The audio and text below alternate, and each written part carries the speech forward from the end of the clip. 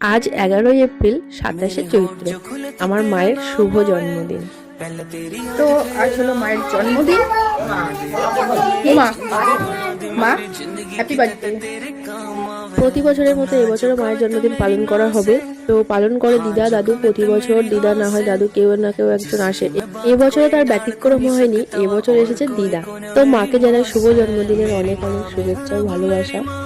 সত্যি কথা বলতে আমি মায়ের থেকে টুকটাক জিনিসপত্র নিতেই থাকি, মা এটা দাও মা ওটা দাও, কিন্তু মাকে সেইভাবে সবসময় কিছু দেওয়া হয় না।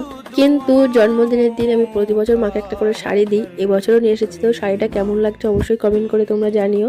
ফোনে শাড়িটা দেখতে লাগছে ব্লু কালার, কিন্তু ব্লু কালার নয়, শাড়িটা সি গ্রিন কালার। যাই হোক, এখানে সবকিছু গোছানো হয়ে গেছে। দিদা কিন্তু এবার আশীর্বাদ করে নিচ্ছে মাকে।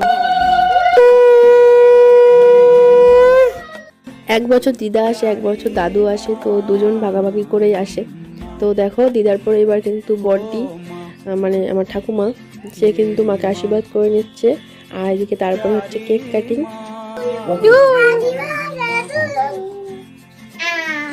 আপা সেই প্রথম থেকে কেক কাটার জন্যই ব্যস্ত ছিল, খুব তাড়াহুড়ো করে কেকটা কাটাও হয়ে গেল। যাই হোক, রাত্রে আবার একটু খাওয়া দাওয়াও আছে। তো তারপরে দেখো মাকে আমি কিন্তু শাড়িটা দিয়ে দিয়েছি, মা তো খুব খুশি, মা বলেছে শাড়িটা খুব সুন্দর হয়েছে। যাই হোক, ভিডিওটা কেমন লাগলো অবশ্যই কমেন্ট করে জানি। Tata, love you all.